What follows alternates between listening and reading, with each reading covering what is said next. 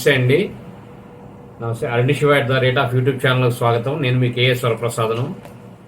నేను మీకు ఈరోజు ఈ వీడియోలో మనం మన కుటుంబ సభ్యుల పట్ల ఒకరికొకరు ఎలా ఉండాలి అనేది చూద్దాం. మన సమాజంలో కుటుంబాలు అనేది మధ్యతరగతి అన్ని రకాలుగా ఉంటారు. కానీ కొన్ని కుటుంబాల్లో ఒక ఆరని చిచ్చు లాంటిది అనేది ఉంటుంది. ఆ కుటుంబంలో ఇంటర్నల్గా ఉంటుంటుంది.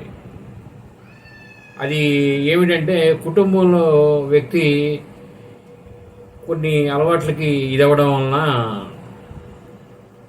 వాళ్ళు ఒక రకమైన వాతావరణం నెలకొని ఉండి వాళ్ళందరూ బాధపడుతుంటారు.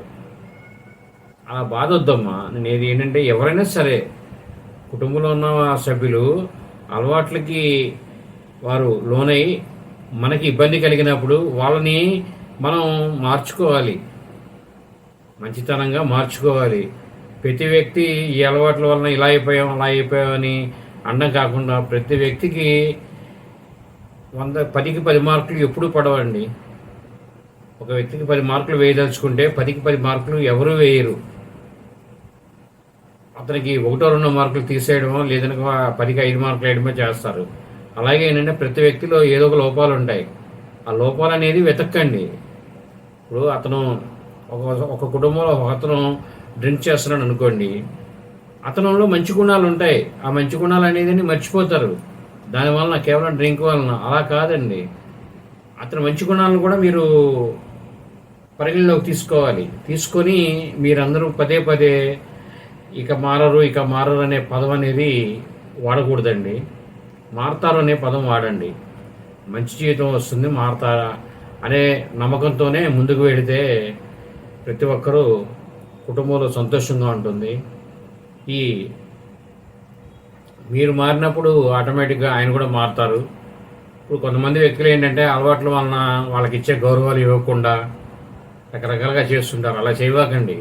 మన కుటుంబంలో పెద్ద వ్యక్తి అనే ఆయన ఒక భర్త అవనండి, తండ్రి అవనండి, ఎవరైనా అవనియండి, వాళ్ళ కర్మలను అనుసరించో లేదనుకో వాళ్ళకున్న ఏదో ఒక తెలియని మానసిక ఒత్తిడికో గురయ్యి కొన్ని అలవాట్లకు బానిసవుతారు. అప్పుడు వాళ్ళని ప్రేమతో మీరు మార్చుకోవాలి. ఎవరైనా సరే, కుటుంబ సభ్యులు ఎవరైనా సరే. కుటుంబం అంటే ఏంటమ్మా, అది అందరూ కలిసి సమిష్టిగా ఒక రకంగా ఉండి ఒకళ్ళకొకళ్ళు ఇచ్చేసేది కుటుంబం అనేది. ఇప్పుడు ఆ పెద్ద అనేది ఎవరన్నా పొరపాట్లు చేస్తే వాళ్ళని మన్నించి వాళ్ళని ప్రేమగా చూసుకొని మంచిగా మార్చుకొని మారతారు. ఎందుకు మారరు? ఎంతోమంది నేను చూసా మారిన వాళ్ళని. కాకపోతే ఏంటంటే అది ఒకళ్ళకి ఒక టైంలో మార్పు అనేది వస్తుంది. అది ఏంటంటే ఈ కుటుంబ సభ్యులని సహకరించే దాన్ని బట్టి ఉంటుంది. కుటుంబ సభ్యులు ఇప్పుడు పదే పదే మారరు ఇంత అలా వద్దు, మారతారు. మీరు మారండి. ముందు మీరు మారి ఓర్పోహించండి కొంతకాలం. విషయాన్ని ఎందుకు చదువుకోవచ్చు చూడండి.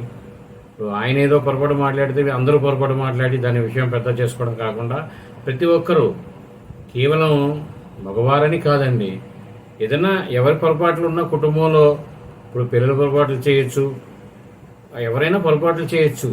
ఆ పొరపాట్లు అనేది మన్నించి దాన్ని పెద్దదిగా చేయకుండా మన్నించి ముందుకు వెళ్ళండి. ఈ విషయాలు, కుటుంబ విషయాలు అనేది కూడా వీలైనంత వరకు ఎవరితో షేర్ చేయకుండా జాగ్రత్తగా ఉండి ముందుకు వెళ్తే అన్ని కుటుంబాలు విలువగా ఉంటాయి. సమాజంలో కుటుంబాలు, సమస్య లేని కుటుంబాలు అనేవి ఉండవండి. ఎందుకంటే ఏ కుటుంబాల్లోనూ ఏదో ఒక సమస్య ఉంటుంది. కాకపోతే ఏంటంటే కొంతమంది లోపల అనేది నిగ్రహంగా ఉంచుకోలేరు ఆలోచనని. కొంతమంది గుమ్మనంగా అలాగే ఏమీ లేనట్టుగానే అలాగే ఉంటారు. వాళ్ళకి ఏంటంటే చూసిన వాళ్ళు వీళ్ళు బాగానే ఏం లేదు సమస్యలు అని అనుకుంటారు. కానీ ఉంటాయండి, ప్రతి కుటుంబంలో ప్రతి ఒక్కరికి ఉంటాయి. ఎందుకంటే మనుషులు 100 మంది ఉన్నారంటే 100 మంది 100 రకాలుగా ఆలోచిస్తారు. ఒక కుటుంబంలో 6 ఉన్నారంటే 6 రకాలుగా ఆలోచిస్తారు. ఈ 6 ఆలోచన అనేది ఒక తాడికి ఎప్పుడు వస్తుందో ఆ కుటుంబం అనేది నెంబర్ 1 స్థానంలో ఉంటుందండి. అందరూ సమిష్టిగా ముందు భార్యాభర్తలు ఒక ఆలోచనకు రావాలి. వీళ్ళిద్దరూ ఒక ఆలోచనకు వచ్చి పిల్లల్ని అందరినీ ఒక ఆలోచన తీసుకురావాలి. పెద్దలు ఏమైనా చెప్తే వాటిలో ఏమైనా పనికొచ్చే మీకు వినియోగించుకొని మాట్లాడగలిగే ఆలోచన పనికొచ్చేయండి. పెద్దలు చెప్పిన సలహాలు కూడా తీసుకోవాలి. అలా ప్రతి ఒక్కరూ ముందుకు వెళ్ళాలి. ప్రతి కుటుంబం సంతోషంగా ఉండాలి. అది నా ఆలోచన ప్రకారం నేను ఈ వీడియోలో తెలియజేస్తాను. ఈ వీడియో మీరు పూర్తిగా చూసినందుకు ధన్యవాదాలు. మేము మరిన్ని వీడియోలు చేయడం కోసం లైక్ చేయండి, షేర్ చేయండి, తప్పకుండా సబ్స్క్రైబ్ చేసుకోండి మీరంతా. Thank you.